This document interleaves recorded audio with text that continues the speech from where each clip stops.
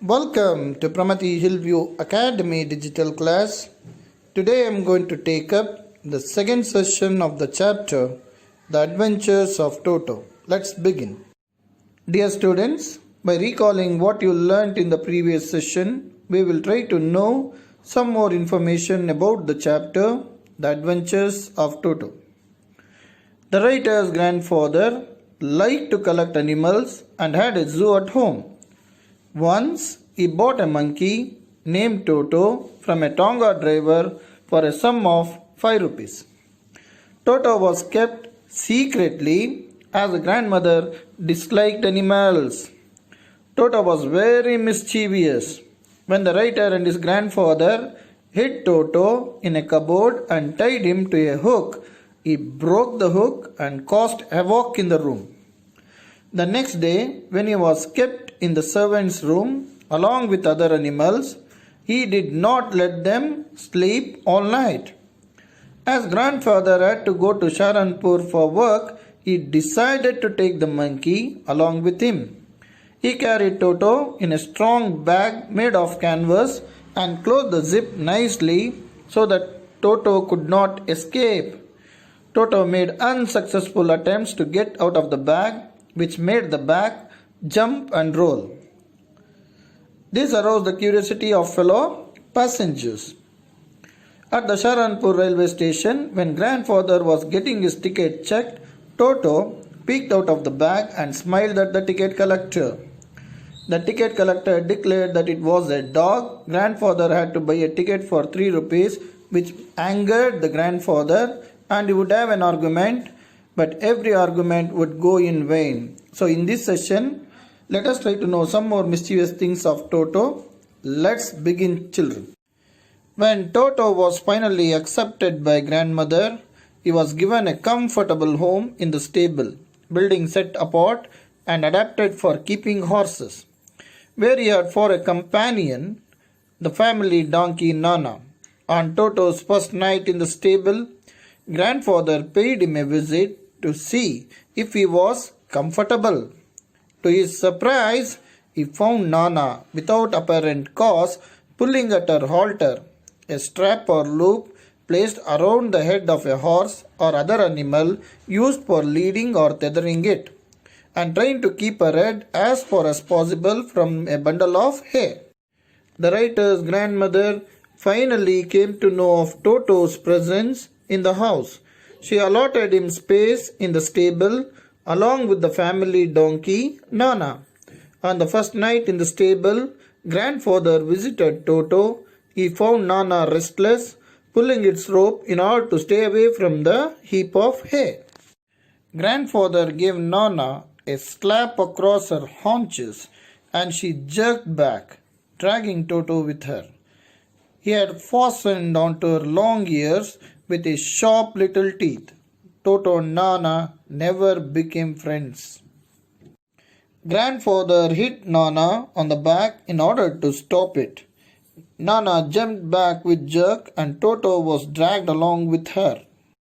A great treat for Toto during the cold winter evenings was the large bowl of warm water given him by grandmother for his bath. He would cunningly test the temperature with his hand, then gradually step into the bath.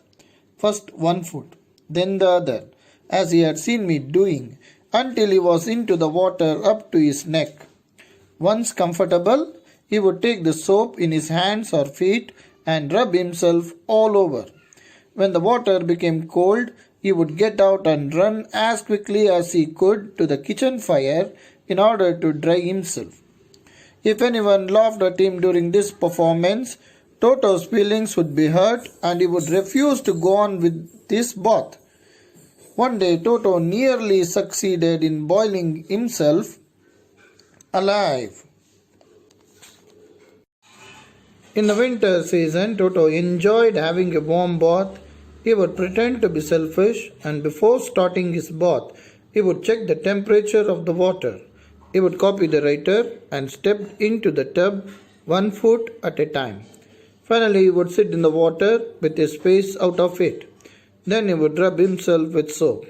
When the water became cold, he would run out of it to the stove in the kitchen in order to dry himself. Toto got annoyed if he was laughed upon. He would get hurt and then refuse to take bath. The writer recollects an incident when Toto had almost boiled himself. A large kitchen kettle had been left on the fire to boil for tea, and Toto, finding himself with nothing better to do, decided to remove the lid. Finding the water just warm enough for a bath, he got in with his head sticking out from the open kettle. This was just fine for a while, until the water began to boil.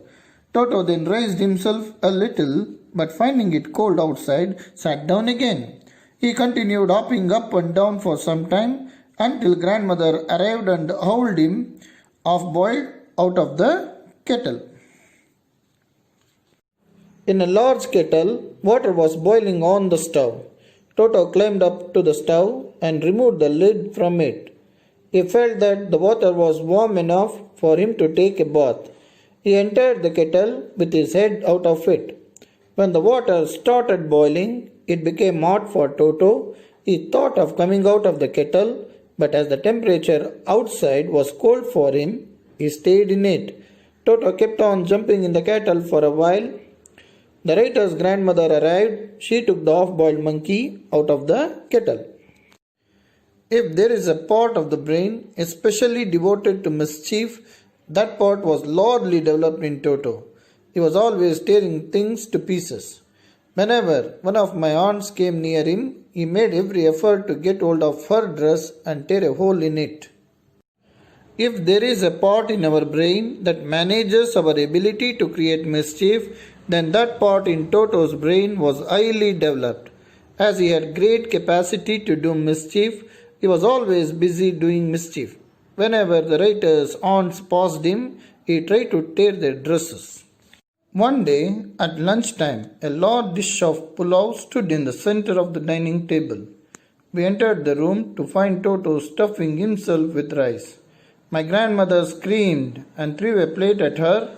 One of my aunts rushed forward and received a glass of water in the face.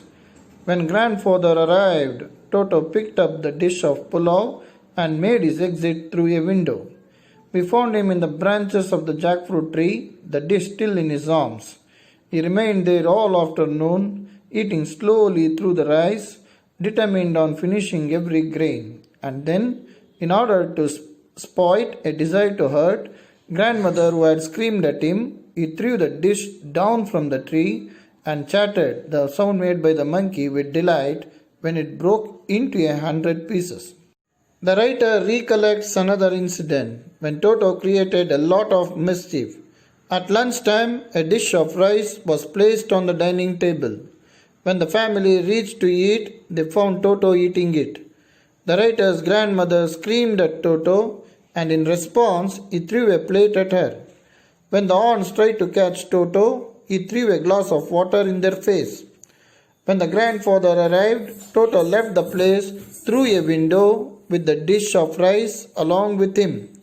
Toto remained out the entire afternoon. He sat on a branch of the jackfruit tree, determined to eat all the rice. As the grandmother had screamed at him, he wanted to annoy her further, and so, after eating the rice, he threw the dish. It broke into several pieces. Obviously, Toto was not the sort of pet we could keep for long. Even grandfather realized that. We were not well-to-do and could not afford the frequent loss of dishes, clothes, curtains and wallpaper. So grandfather found the Tonga driver and sold Toto back to him for only 3 rupees. Finally, grandfather realized that Toto was not suitable to be kept at home. They could not afford the frequent losses that he gave them. He tore clothes, curtains, wallpapers and broke dishes. So the grandfather sold Toto back to the same Tonga driver for a sum of 3 rupees. Dear students, we have come to an end of the chapter, The Adventures of Toto by Ruskin Bond. The story deals with the experience of having a wild animal as a pet. The narrator's grandfather brought home a monkey called Toto as he felt pity for the monkey. but the monkey created a lot of trouble for its owner, and finally he had to get rid of him. The chapter clearly shows one truth. The chapter shows that not all animals can adapt themselves to the human way of life. It requires a great deal of patience and skill to train animals to acquire non-destructive behavior. The experience of an animal lover is depicted beautifully in this story. Dear students, I hope you all have enjoyed this chapter really well. I'm going to come up with another chapter. Until then, bye.